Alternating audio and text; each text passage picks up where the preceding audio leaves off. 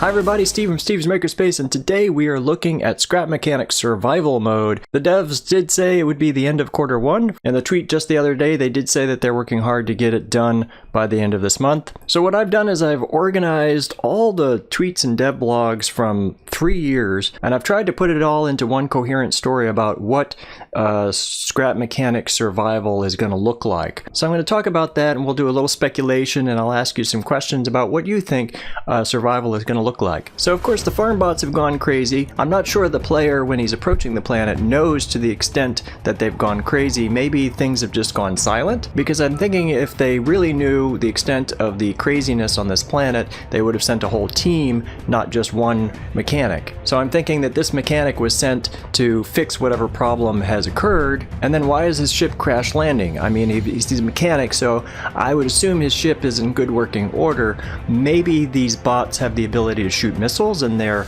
shooting down his aircraft. The other things I wonder about this is, are we going to have a finite amount of time to get out of the aircraft before it explodes? Are we going to have to grab some things out of the aircraft before it explodes? Will we be able to scrounge parts from it after we've crash landed? Will we be hurt? Will there be bots immediately attacking the aircraft? Or are we going to have some time to gather some basic resources before we're attacked? I think it's going to be that we're going to have some time to gather some resources. We're going to have these loot crates spread out across the planet, so we're definitely going to want to look for those and smash them with our sledgehammer. I don't think we're going to have a sledgehammer to start with. We are going to have this multi-tool, and I think that's going to be important in crafting our first actual tools. In a normal survival world, you would gather some sticks and some rocks and maybe some string from bushes, and you'd put all that together to make a sledgehammer. And so I think that's probably what we're going to have to do, and that sledgehammer is going to be important to be able to break apart rocks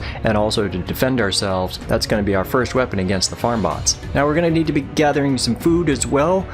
Looks like there's going to be a bunch of fruit around, so we'll want to be gathering as much of that as we can. Of course there's farming on the planet, but the farms are going to be protected by farm bots, so it's going to be a little dangerous to go just raid a farm. Now at some point I suppose we're going to have to learn how to farm for ourselves. I haven't seen that in the dev blog that farming is a thing, but I can't imagine why it wouldn't be. Later on in the game we'll be able to make some fancy sandwiches, but that's going to be after we get a cook bot. It is possible for our character to die in this survival mode. That's why it's called survival. This is the ragdoll character, which I imagine is from either being stunned or hurt. There's a loot bag that drops with our inventory when we're killed, and we have a certain amount of time to get back to that loot bag to collect it before it disappears. I think if we die several times, there'll be several loot bags. We are going to want to craft a bed pretty soon. A spawn point from a bed is a thing in this game. The three main types of material we're going to be collecting is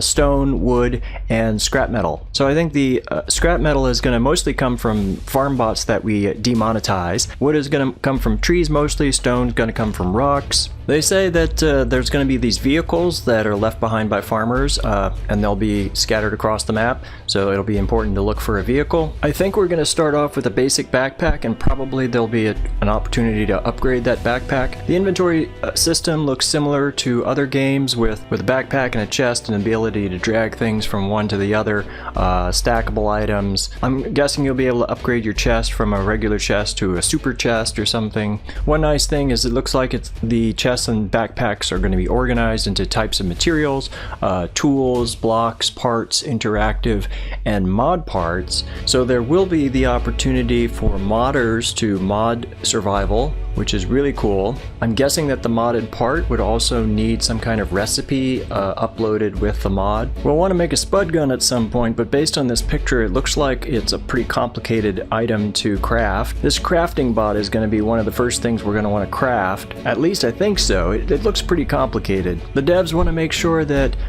the player feels like they're actually crafting something and not just waving a hand and something suddenly appears. So that probably means there's going to be several steps involved and some waiting time, which I'm not a big fan of. I actually like having things crafted pretty quickly, but we'll see. I don't know. What do you think? Do you like having things crafted quickly, or do you like seeing the thing being crafted? This is a crafting chain that was built in the game. I have no idea what that means. At some point you'll be making a saw blade and then putting that on a vehicle, using that to cut down trees. You have to be careful that the tree, when it falls, doesn't smash your vehicle. Then you'll also be making a refine bot and be taking your wood. Somehow you'll have to be able to carry that wood, take it to a refined bot, and grind that wood into the materials, base materials that you'll need to build other stuff. You'll also be able to make a drilling machine to speed up the process of breaking down rocks, getting those raw materials out of the rocks. Now another way to get parts, and this is interesting, there are farmers who are hiding from the farm bots. I don't know if we'll actually be able to see the farmers or if we're just kind of talking to them through this portal, but we're going to be bringing food and some basic supplies to the farmers and trading with them for other parts, more advanced parts. When we first start making interactive parts, they're going to be really rough, like this seat and this engine. In order to upgrade your parts, you're going to need this component kit, which is scattered across the world. Might be hard to find, but then you'll be able to upgrade your seats, you'll be able to upgrade these engines, you've got upgradable controllers, upgradable thrusters.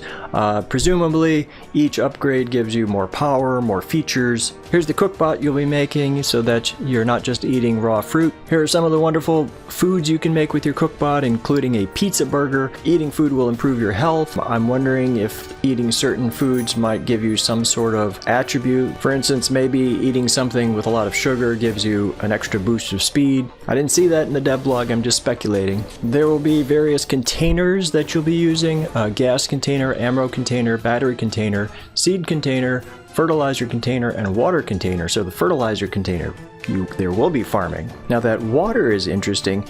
I did see something from years ago that talked about water physics and that they would like to make that a thing at some point. I don't know that that's going to happen. I would be surprised to see water physics in this game. But there's probably going to be water that you need to collect in order to drink it, in order to survive, and maybe you need water in order to craft some things. Perhaps you need water in order to make certain foods. Your vehicle is going to need to have a gas container on it, and then you'll be driving up to a gas station to fill the container. Now, whether that gas station is already built or if you're going to need to build that and supply it with gas, I have no idea. Also, by the way, you can put a chest on a vehicle. The lift is getting a redesign and it comes with a remote in order to use it, and it's going to have some additional features, but they don't say what those additional features are. This is an encryptor that you're going to build and put on your vehicle or perhaps on your house so that other players can't see your wires anymore. And you want to hide this encryptor somewhere where players can't get to it. And this is an exosuit. It's a pretty old mock-up, so I don't know if this is still in the works, but wearing the exosuit would give you additional powers, maybe the ability to jump farther, or maybe to run faster, or maybe to lift things more easily. Now we're going to talk about the different bots that you're going to encounter and also the different places that you can visit. Here's some action of a totebot head robot that's chasing somebody around. So here's the hay bot. This is unreliable and dangerous. Originally made to make haystacks and package them in plastic wrap, these hay bots have gone out of control. Now they're often found doing nonsensical things in ruins like tearing them down and filling them with hay. The haybot would best be described as the zombie of farm bots. And you can see these things quickly tearing through a fort and attacking the player. They look terrifying, frankly. You're going to want to make traps and some kind of defense against these bots that are going to be attacking your base. And jumping on your lift to get away from bots, it does not work. Bots are going to be able to pull you down from the lift. Now here's some beautiful pictures of the Scrapyard, a wonderful place for scavenging materials, but not very safe. It doesn't say what types of bots might be lurking in the Scrapyard. The devs spent a long time on Twitter talking about warehouses. The warehouses are going to be full of riches, but also very dangerous. You're going to want to be very well prepared before you go into these warehouses. The exterior of the warehouse is not destructible, so you won't be able to just cut a hole in the side in order to escape, but the interior of the warehouse will be entirely destructible. These warehouses are extensive. They have over 100 rooms built. The major bot in here is the tape bot. Originally doing the packaging work in the warehouse, they have gone crazy and covered large sections of the warehouse with tape similar to a spider web, shooting tape rolls at intruding mechanics. Apparently these tape rolls can hurt when they shoot you with them, Fortunately, sharpshooting mechanics with spud guns will be able to disassemble this tape box with a few well-placed potatoes. Mechanics will really have to stack up on potatoes before entering the large warehouse. Players will need to be tactical, creative, and show quick reflexes in order to deal with these tape bots. Next, we'll look at the propane station. It's a highly volatile explosive, previously used to create explosives to dig out mines on the planet. These locations are now abandoned, and even better, house some very aggressive tote bots. There's where the tote bots come from. It's a high-risk, high-reward type of place, great for finding explosives and gasoline and other useful items. Just watch where you step. One thing I wonder about is what sort of drops you're going to get from these bots. Obviously the tote bot is going to drop at the tote bot head. I also wonder if there's going to be a finite amount of these bots. If the job is that you're going to clear the whole planet of these bots, or are they going to just continually respawn and you're going to have to continually deal with these bots? And if they do respawn, is there some way of preventing them from respawning in certain areas, for instance within your base? Maybe there's going to be some sort of robot construction area that you're going to need to destroy. I also wonder if there's going to be some sort of mob boss, some really big bot that you're going to have to demonetize. It begs the question, what is the end goal of this game? Is the end goal to rid the planet of farm bots and free the farmers, or is there some other goal? I don't know. What do you think? Something I discovered recently is there's a Scrap Mechanic wiki.